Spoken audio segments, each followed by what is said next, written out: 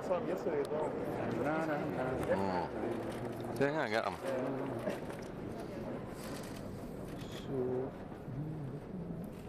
Is that the conversation on the U.S. economy?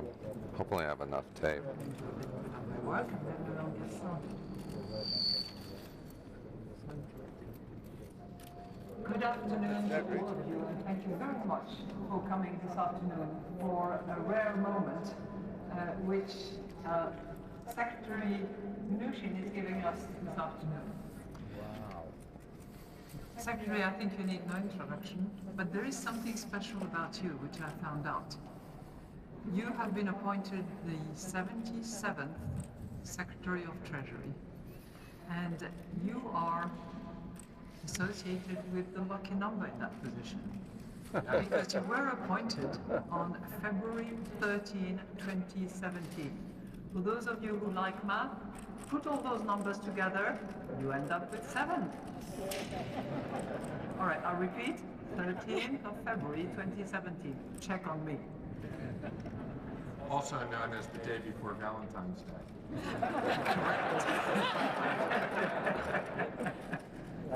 Well, I'm glad that you remember that one. Now, I don't think that you need any introduction, but before you were appointed as 77th Secretary of Treasury of the United States of America, you served as founder, chairman, and CEO of Dune Capital Management. You also founded One West Bank Group, serving as its chairman and CEO. And prior to that, you had served as a partner of Goldman Sachs. So, you bring with you a very impressive and diverse experience from the private sector in particular, and you bring all that into public service. We are very honored that you've accepted our invitation, and you can tell that this is highly valued because the mezzanine, the staircase, the full room is absolutely packed. So thank you for being with us today. It's a pleasure to be here with you.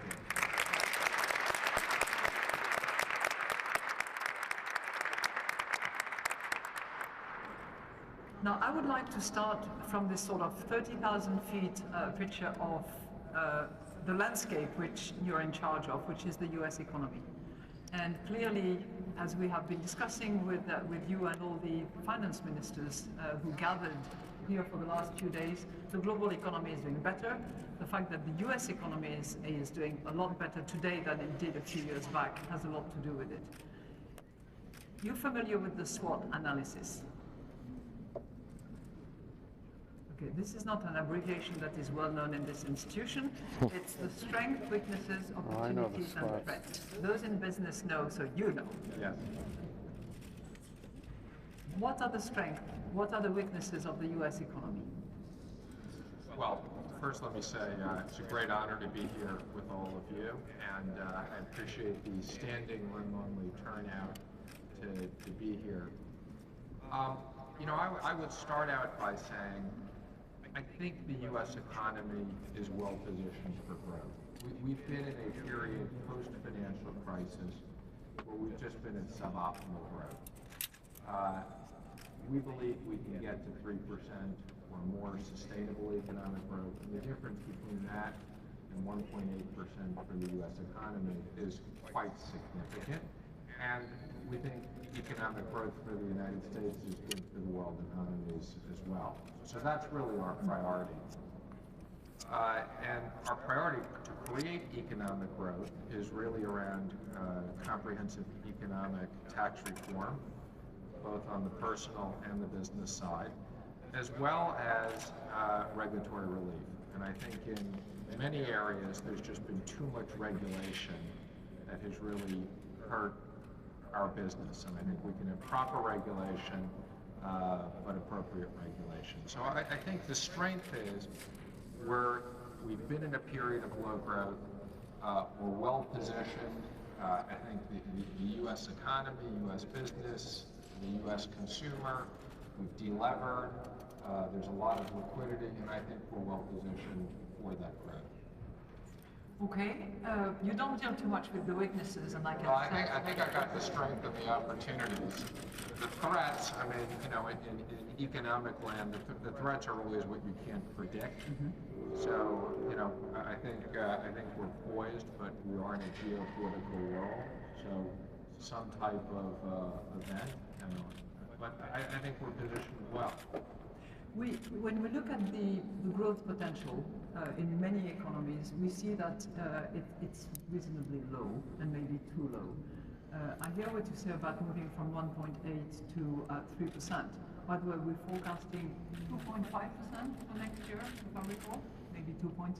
So we're a little conservative. Always.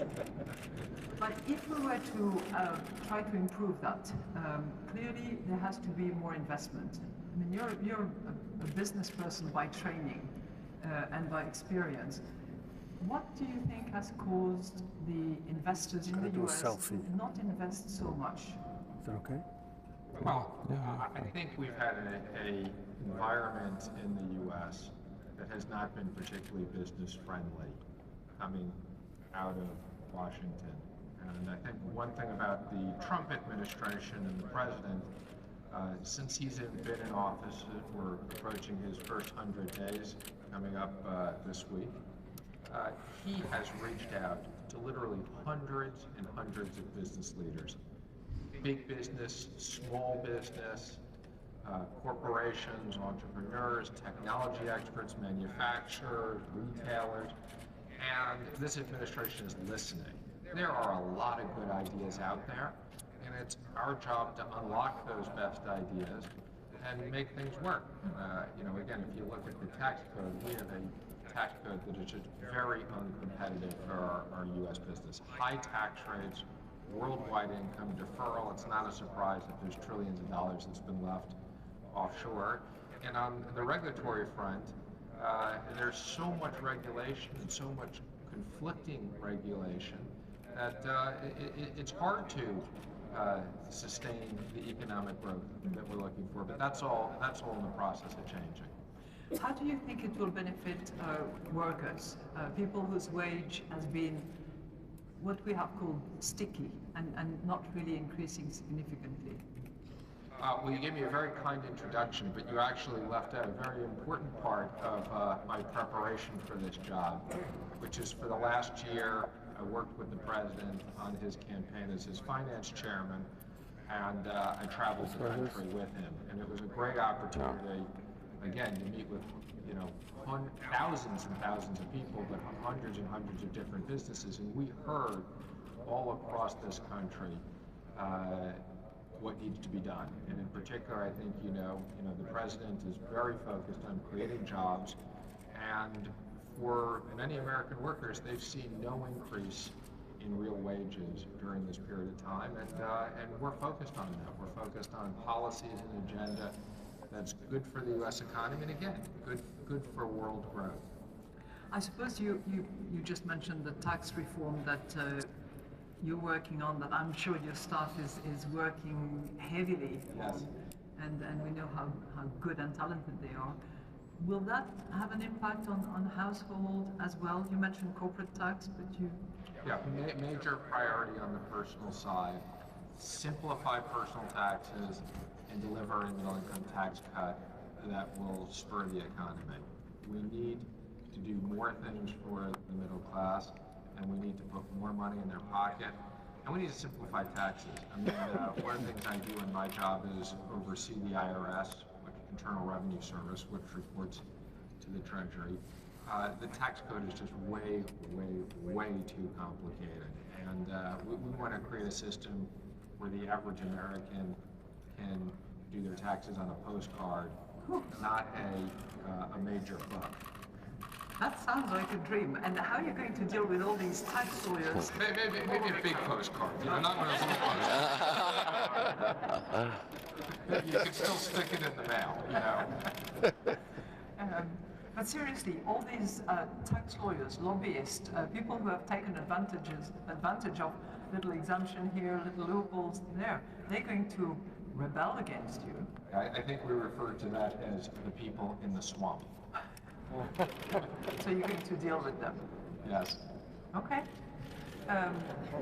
You mentioned something which really attracted my attention. You mentioned regulatory relief. And I remember when I was in your position in my country, I was always concerned about the fact that we were just piling regulation on the top of regulation on the top of regulation. And I had set up that principle that anything new would have to substitute two that would actually go.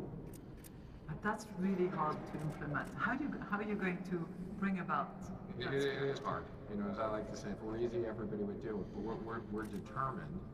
And I think one of the things I do bring to this job is I've spent the last 8 years being a regional banker in the United States. So whereas in my previous life, going back to Goldman Sachs, I was in international finance. Here, I've been working with small and medium-sized businesses, and I've worked with all of the U.S. banking regulators. And in the U.S., I think, as you know, we were regulated by the Federal Reserve, the OCC, the FDIC, and the Consumer Protection Bureau. And part of my job now, chairing FSOC, which is our oversight council, is bringing the regulators together, making sure we have proper regulation, but making sure we don't have conflicting regulation. And that's, you know, I think after the financial crisis, there was need for new regulation, but we've just gone too far in the other extreme.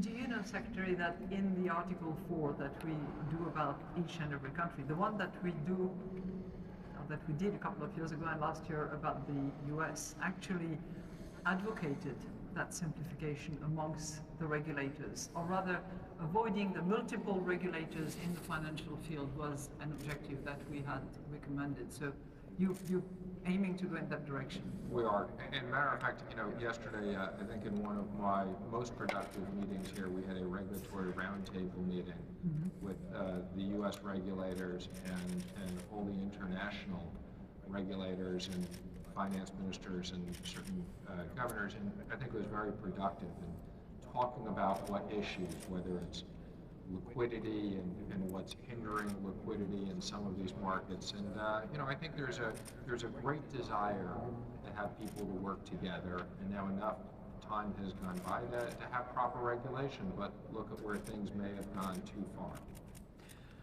That would be music to some people's ears, but clearly you must have the ears of all the people. Bankers have special views, regulators, supervisors have other views, consumers have other views, and your mission is to reconcile all that, and I hope we can support that mission by financial stability, which is something that everybody needs so much.